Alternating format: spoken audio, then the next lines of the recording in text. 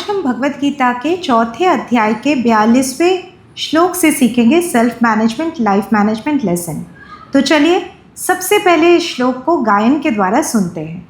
तस्माद् ज्ञान संभूतं हृत्स्थै ज्ञानासीनात्मनः छित्त्वैनं संशयं योगम् आतिष्ठोत्तिष्ठ भारत। अब इस श्लोक के एक एक अर्थ को समझते हैं। तस्मात् अतः इसलिए, अज्ञान संभूतम यानी कि अज्ञान से उत्पन्न, हृत्स्थम हृदय में स्थित, ज्ञान ज्ञान रूपी, आसीना शस्त्र से, आत्मनः स्वयं के, अपने, छित्त्वा काटकर, एनम इसको, संशयम संशय को, योगम योग को, आतिष्ठ स्थित हो जाओ, उत्तिष्ठ उठो, भारत हे भारतवंशी अर्जुन। अब इस श्लोक के पूरे अर्थ को समझते हैं।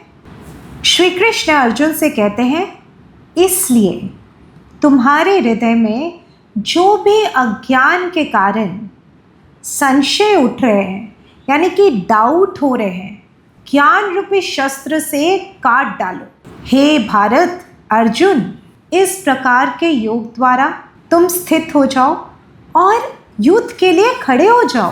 अब हम इस श्लोक को थोड़ा विस्तार से समझते हैं। श्री कृष्ण ने भी ज्ञान रूपी शस्त्र के लिए संदीपनी मुनि के पास गए और शिक्षा ग्रहण की।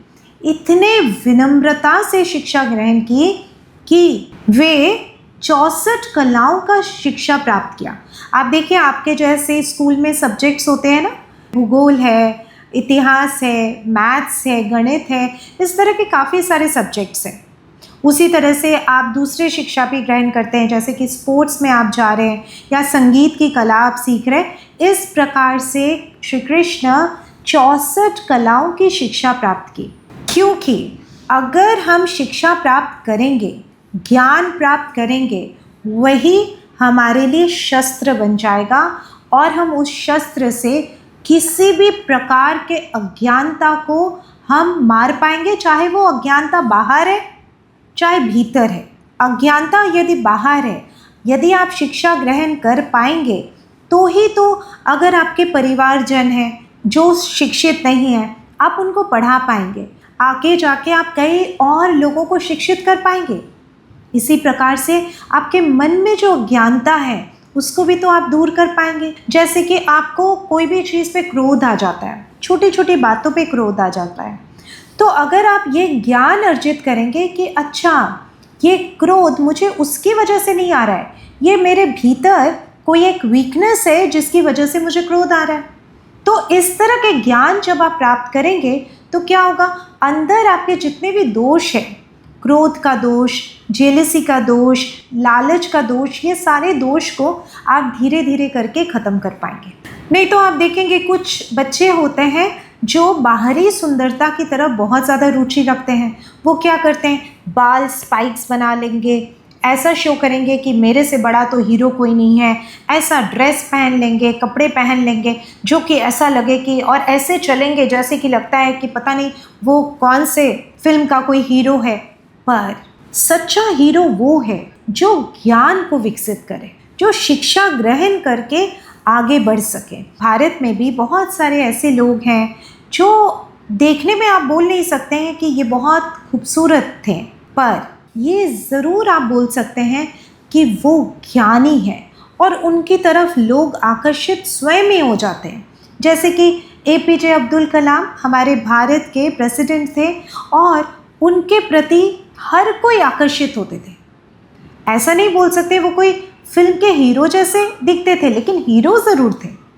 इसी प्रकार से श्रीमती सुधा मूर्ति जी, जो श्री नारायण मूर्ति की वाइफ है, वो भी कंपैशन का, प्यार की देवी है, इतने लोगों की मदद करती है। ऐसा नहीं कि वो मूवी की तरह कोई हीरोइन है, पर उनमें कुछ खास बात ज़रूर है, और वो खास बात क्या है, ज्ञान। आप देखें कि उन्होंने कितनी सारी पुस्तकें लिखी।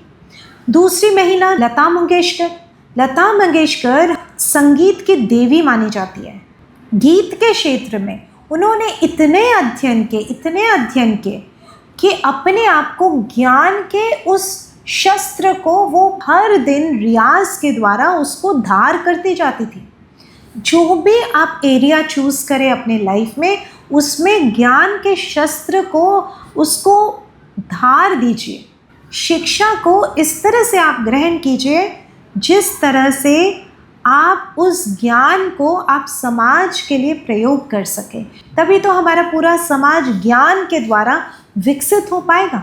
64 कला ना सही, एक ही कला में आप निपुण हो जाए और भारत का नाम रोशन करें।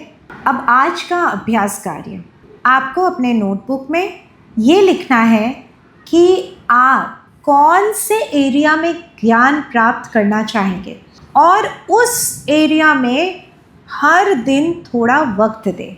बाकी सारे काम तो आप कर ही रहे हैं, लेकिन कोई एक एरिया आप उठा लीजिए जिसके प्रति आप पूरे मेहनत से, पूरे फोकस के साथ अपने पूरा जीवन उसमें न्यौछावर कर देंगे उस ज्ञान को प्राप्त करने के लिए। और दूसरी चीज़, उस ज्ञान को प्राप्त करने के लिए विनम्रता से अपने गुरु के पास जाएं और गुरु से शिक्षा ज्ञान प्राप्त करें। चौथे अध्याय के 42वें श्लोक से सीखा 2 बातें।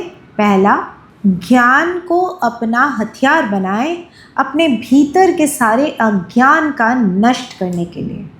दूसरा, ज्ञान अर्जित करने के लिए विनम्रता को अपने मन में सदैव रखें, अपने व्यक्तित्व का हिस्सा बना लें।